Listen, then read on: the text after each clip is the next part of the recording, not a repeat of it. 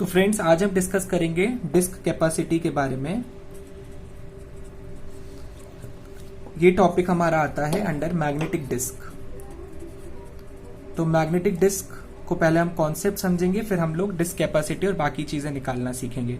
तो हम लोग क्वेश्चन ओरिएंटेड अप्रोच रखेंगे। तो पहले हम कॉन्सेप्ट को समझते हैं। ये मान लीजिए आपके पास तीन डिस्क आपकी ये तीन प्लेटर्स लगे हुए हैं। ये आपका पूरा एक डिस्क है। आपकी हार्ड डिस्क जो है इस तरीके से दिखती है। ये आपका आर्म हो गया जिससे ये आपके बैलेंस्ड है। ये ऊपर भी होता है और ये नीचे भी होता है। तो आपका ये दो साइड से स्टिक करके रखता है। तो आप इसको विजुअलाइज करने की कोशिश करिए। ये आपका ऊपर से भी है और नीचे से भी आपका स्टिक करा हुआ है आपकी ये मैग्नेटिक प्लेटर पे। ये आपकी प्लेट्स हैं, इनको प्लेटर्स बोलते हैं। ये आपकी प्लेटर्स हैं। अब आपका जो डेटा है वो आपका ऊपर भी स्टोर होता है और नीचे भी स्टोर होता है। ये आपका एक आपकी प्लेटर है, इसके ऊपर भी आपका डेटा स्टोर होगा और इसके नीचे भी स्टोर होगा। अब मैं आपको बता दूं, ये जो प्लेटर होता है इसके अंदर आपके आते हैं ट्रैक्स। तो आपके बहुत सारे ट्रैक्स होते हैं, एक ट्रैक, दो ट्रैक, इसके अंदर तीन ट्रैक। तो आपके ऐसे बहुत सारे ट्रैक्स होते हैं। तो ये आप जो कंसेंट्रिक सर्कल्स देख रहे हो ये आपके ट्रैक है। और आपको बता दूं, हर ट्रैक जो होता है एक सेक्टर से मिलकर बना होता है। ये आपका एक पार्ट सेक्टर हो गया इसका, ये पार्ट आपका इसका एक सेक्टर हो गया, ये पार्ट आपका इसका एक सेक्टर हो गया। तो ये आपके कुछ छोटे छोटे सेक्टर से मिलकर बना होता है। तो मैं आपको चीज बता दूं, पहले आपकी आती है platters.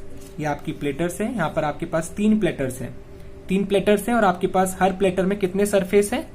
Each platter two surface. हर प्लेटर में आपके पास दो सरफेस हैं। और अगली चीज आपकी ये है, आपकी हर प्लेटर बहुत सारी नंबर ऑफ ट्रैक से मिलकर बनती है। तो ट्रैक से मिलकर आपकी हर प्लेटर बनती है। और हर ट्रैक के अंदर आपके क्या होते हैं? सेगमेंट्स होते हैं। तो हर ट्रैक के अंदर आपके होते हैं सेगमेंट्स। तो आपको एक की पॉइंट्स याद रखने हैं। प्लेटर्स, हर प्लेटर्स में दो सरफेस होते हैं और हर प्लेटर के अंदर बहुत सारे ट्रैक्स होते हैं और हर ट्रैक के अंदर सेगमेंट होता है। तो ये आपकी कॉन्सेंट्रिक सर्कल जो इसके अंदर बने हैं, ये जो आप देख रहे हो, ये आपके ट्रैक्स हैं। ऐसी बहुत सारे ट्रैक्स होते हैं। अब एक ट्रैक हमने यहां से उठा लिया, ये वाला।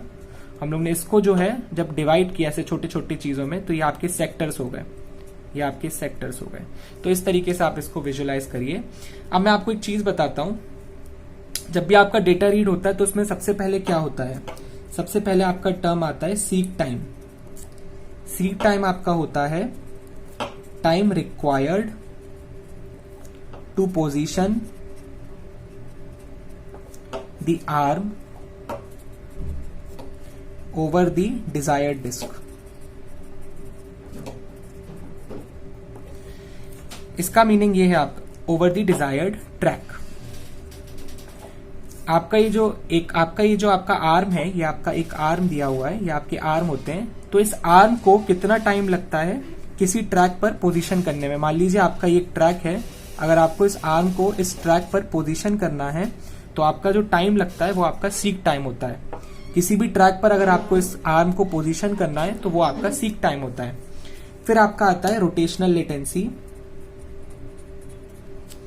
रोटेशनल लेटेंसी, रोटेशनल लेटेंसी आपका कुछ नहीं होता है। रोटेशनल लेटेंसी होता है time required to rotate desired sector under read write head. जब आप एक बार ट्रैक पर पहुंच जाते हो, जब आपका ये आर्म एक बार ट्रैक को टच कर ले, क्योंकि अभी आप पहुंच चुके हो ट्रैक पर। सीक टाइम क्या है? ट्रैक तक पहुंचना। अब ट्रैक के अंदर आता है सेक्टर। अब आप सेक्टर के अंदर पहुंच गए और उसके अंदर रीड राइट कर रहे हो। तो हम लोग सेक्टर तक आ गए हैं। अब आपका आता है ट्रांसफर टाइम। ट्रांसफर टाइम में आप कुछ नहीं करते हो, आप रीड राइट ऑपरेशन परफॉर्म करते हो। टाइम रिक्वायर्ड टू रीड और राइट सेक्टर पर सेक्टर। तो हर सेक्टर पे आप जब रीड राइट ऑपरेशन करते हो तो आपकी डिस्क क्या कर रही है? आपका ये आर्म पहले जाता है ट्रैक पर, ट्रैक के बाद वो पहुंचता है सेक्टर पर। यहां पर आपका ट्रैक पे पहुंचा, रोटेशनल लेटेंसी में आपका सेक्टर तक पहुंचा और फिर उसके बाद उसने सेक्टर पर रीड राइट ऑपरेशन किया। तो इस तरीके से आपका डेटा स्टोर होता है एक सेक्टर में। तो एक सेक्टर में आपका डेटा स्टोर हो रखा होता है। तो आप समझ रहे हैं आपके छोटे छोटे सेक्टर्स में आपका डेटा स्टोर है तो कितना ज्यादा डेटा स्टोर होता है हर सरफेस पे। और ये सिर्फ एक सरफेस की मैंने बात की, ऐसी आपके कितने सरफेस हैं इन प्लेट, आपकी 3 प्लेट्स हैं और हर प्लेट पे कितने सरफेस है 2, तो 3 × 2 6 सरफेसेस पर आपका डेटा स्टोर हो रहा है। तो ये आपको ध्यान रखना है, प्लेट्स हैं, प्लेट्स के अंदर ट्रैक्स हैं, ट्रैक्स के अंदर सेगमेंट है, ये आपको ध्यान रखना है, प्लेट्स, ट्रैक, सेगमेंट्स। चलिए अब हम लोग क्वेश्चन डिस्कस करेंगे तो आपको चीजें और अच्छे से समझ में आएंगी। कुछ फॉर्मूले आपको मैं इंपॉर्टेंट बता देता हूं जो कि आपको हेल्प करेंगे। तो आपकी डिस्क कैपेसिटी जो होती है वो होती है 2 टाइम्स नंबर ऑफ प्लेट्स, आपकी कितनी प्लेट्स है या कितने प्लेटर्स हैं, उसमें फिर हम लोग नंबर ऑफ ट्रैक्स पे जाते हैं, number of tracks her surface पे पर सरफेस, फिर हम लोग जाते हैं नंबर ऑफ सेक्टर्स पर, नंबर ऑफ सेक्टर्स पर ट्रैक, हर ट्रैक पे आपके कितने सेक्टर्स हैं, और फिर सेक्टर की कैपेसिटी। तो ये आपका हो गया formula for calculating disk capacity. अगला है डिस्क एक्सेस टाइम।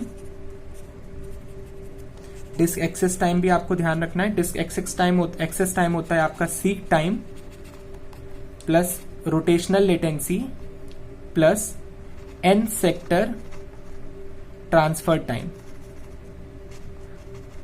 आपको इतने सेक्टर्स को ट्रांसफर करने में कितना टाइम लग रहा है, तो आपको ये भी ध्यान रखना है। तो ये 2 बहुत इंपॉर्टेंट चीजें हैं। और इसके अलावा आपको जो ध्यान रखना है फॉर्मूला वो है average rotational latency. Average rotational latency कुछ नहीं होता है 1 रोटेशन में आपका कितना टाइम लग रहा है divide by 2, rotation time divide by 2। तो ये फॉर्मूले आपको ध्यान रखना है। हम लोग क्वेश्चन देखते हैं।